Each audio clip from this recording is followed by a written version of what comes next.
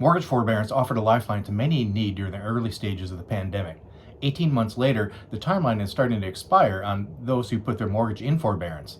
What will that mean for the housing market in general and people that sought forbearance for their mortgages? Will there be a flood of foreclosures, or will the market be able to absorb what's going on? Let's take a look at forbearance by the numbers. As we enter the early stages of the pandemic, some estimates were as high as 30% of mortgages would be in forbearance. That never came to fruition. It turns out that about 8.5% of all mortgages in the US went into some sort of forbearance state. We're now at a point where 3.5% of mortgages are in forbearance.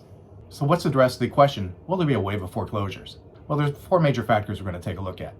First of all, there are fewer homeowners in trouble now than what there were in the Great Recession of 2008 to 2010.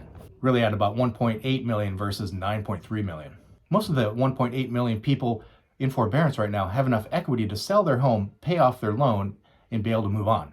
The average equity has risen $33,000 in the last year, up to $216,000 in equity on average across the US. The current market condition can also absorb listings coming in the market. Remember in 2008, 2009, there were about 9 months worth of inventory in the market. Current market conditions put that at about a month, and we'll be able to absorb any additional listings that come on due to forbearance. In addition, those in power will do whatever necessary to help prevent a wave of foreclosures. The White House recently released a fact sheet explaining how homeowners with government-backed mortgages will be given further options enabling them to keep their current homes while they exit forbearance. If you want more information on that, reach out and ask me. I'll be able to provide that information to you. So say you are in forbearance. What are your options? First of all, talk to your lender. One option is to pay off all the past due amount. That may be difficult to do. So there are other things you can do. You can make intermittent payments. You can lengthen your loan term. You can make a payment deferral until you either refinance or sell your home and then pay it off in full. Or you can pursue a loan modification. Did I mention talk to your lender? If you do any of these, you need to talk to your lender first before you take action.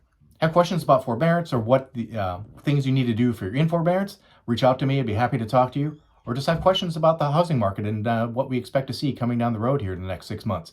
Reach out to us. Send us an email at askguilegroup@guilegroup.com. We'd love to hear from you.